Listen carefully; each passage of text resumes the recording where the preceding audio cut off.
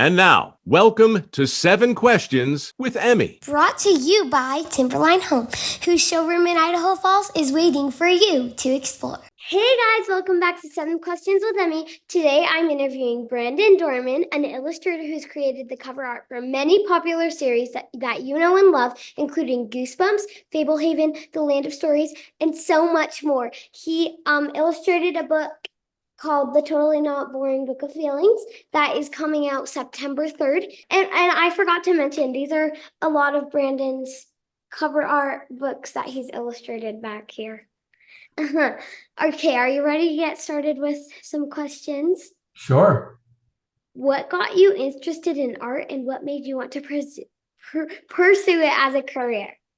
Oh wow, that's a big question. So when I was probably 10, maybe even a little bit younger, I did like to draw, but my mom and dad encouraged me to draw, and they put me in an art class. I think it was called the Big Blue Umbrella. And so I did some art classes there, and then we had a friend who was an artist, and he came over and gave me a few art lessons, and then I started painting window paintings for people, some neighbors and stuff. And I got involved in art, and I got a little sketchbook, and I like to skateboard, and the skateboard magazine that I would get had all these cool drawings, and I'd copy them. And then I did a billboard for my city, and did some t-shirts for my school. And so it just kind of snowballed, and I kept doing these things, and I would rather do drawings than do my math homework. So I spent a lot more time doing drawings. What does a day in the life as an illustrator look like? Probably a little bit different for everybody. But it's for me, the days can look different, but I usually like to get up and get started pretty early. And so as soon as I wake up,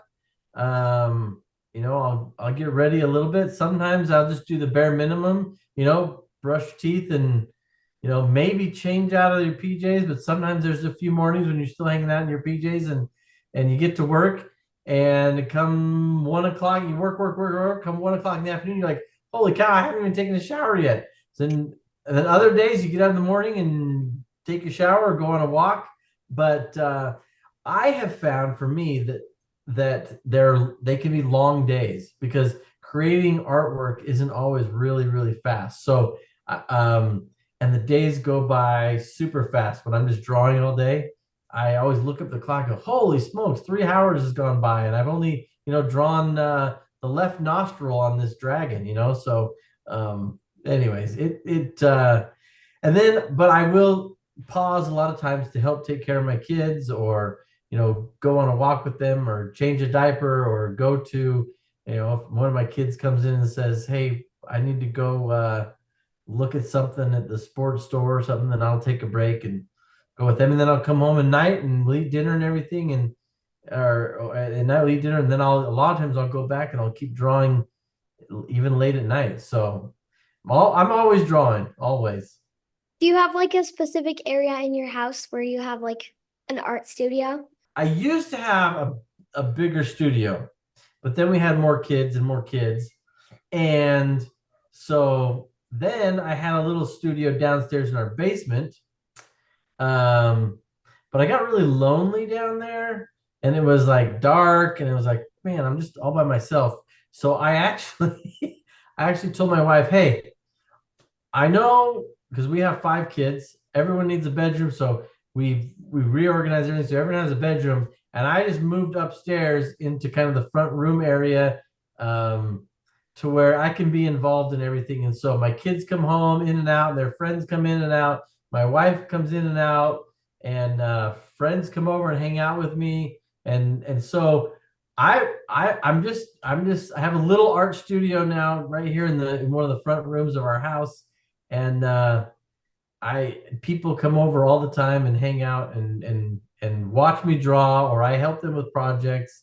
My kids are in and out, so I don't have a huge art studio.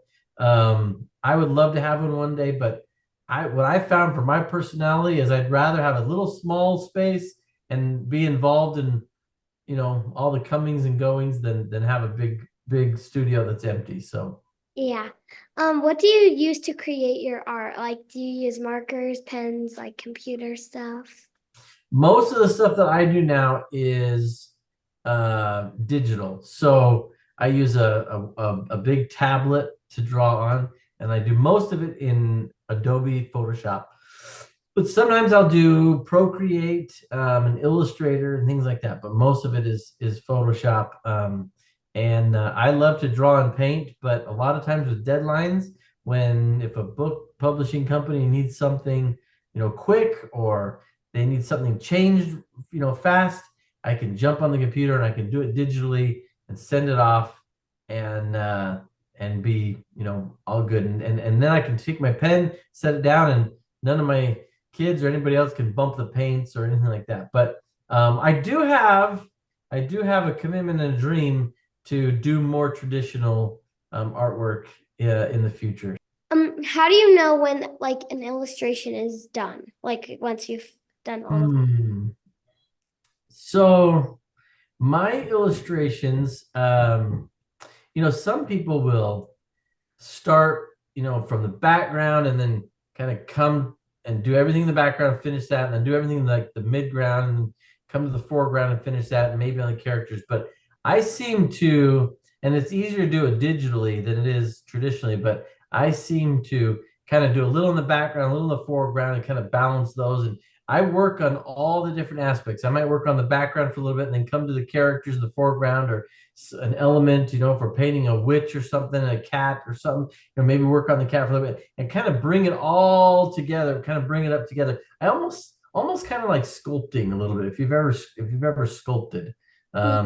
And then I get to a point where I'm like, if I get to a point where I think, okay, well, I've got that pretty much nailed down, I've got that nailed down, and this is painted and finished, and there's nothing else that I think really could use a little more, then we call it good. And now sometimes it's good to let it sit for a few days and not look at it, and then come back with a new set of eyes or new fresh eyes and look at it. So, and then there's usually little things that might change if I have a chance to do that. But sometimes we're up against a deadline and we just got to send it off and be done. Yeah. What books did you like reading as a kid? There was a book called Eddie Fantastic that I really liked, but I think that was Chris Reimer. I have to go back and look at the author. Who was it? I read Holes. Holes been out that long? I can't remember when I read Holes. I used to read The Indian in the Cupboard. What is the hardest part of your job?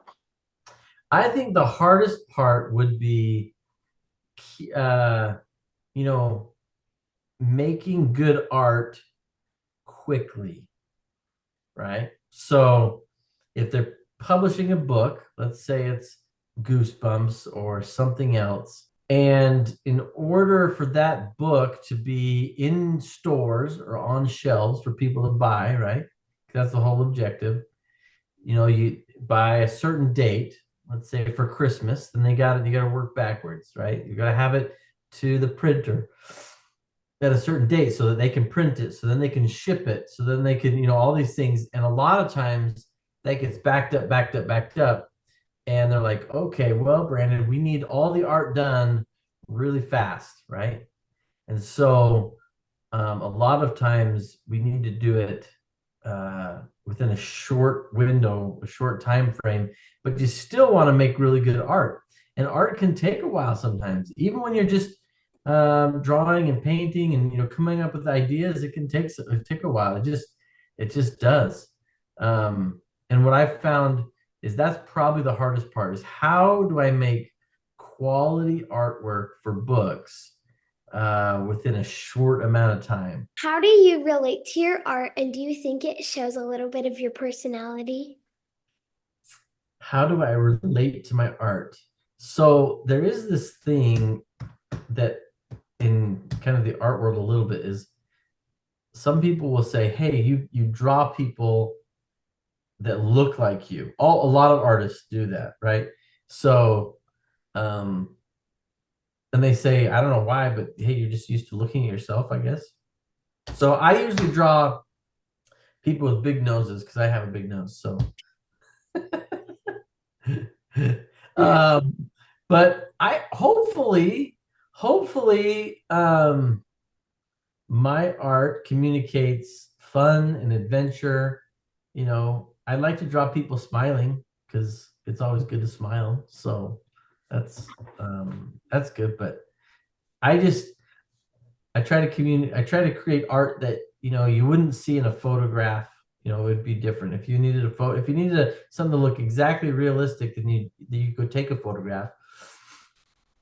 Now, that's not to say people who draw realistic drawings. I mean, they're amazing and everything. But most of my stuff is, hey, how can I make this look even cooler than a photo or something? Yeah. What advice do you have for me? I think the best advice that I could give is even when there's important things and cool things out there. You see a book come out and published, yay, that's awesome, or a picture book, or you get in a cool interview with someone like you, right? But behind all those cool things that pop up or that are shown, or all those cool events, there's hours and hours and hours of learning and drawing, or learning and writing, or developing your skills that a lot of people don't see, right? So someone might ask me, hey, how long did it take you to paint the cover for Wizard for Hire, right? That's behind you there. And I will say, well, it took me 2 days, and they're like, whoa, I could never do that. And it just took you like 2 days to put all that together. I'm like, well, 2 days and like 30 years of drawing, right? Yeah. So you just behind the scenes when you're just at home, instead of maybe wasting some time or just watching a random TV show, which all those things are in good balance, but I think you really hone in on things if you sacrifice a few of those things that really aren't gonna matter all that much, and you put in the work to make your skill a little bit better, right? And you do the little details, and you learn different things, and you're constantly trying to get better. I am constantly trying to get better. I mean, I look at the books behind you. I look at all the books that we've done. But if I get a new project, if I get a new job, I'm like, okay, how can I make this the coolest thing that I've done yet, right? So maybe the advice there is every interview that you do, you think, okay, I know I've done some great interviews in the past, but how do I make this one the best? And if you constantly do that, then you constantly and consistently be improving. So I don't know. Does that work? Yeah, that does. Thank you so much for talking with me.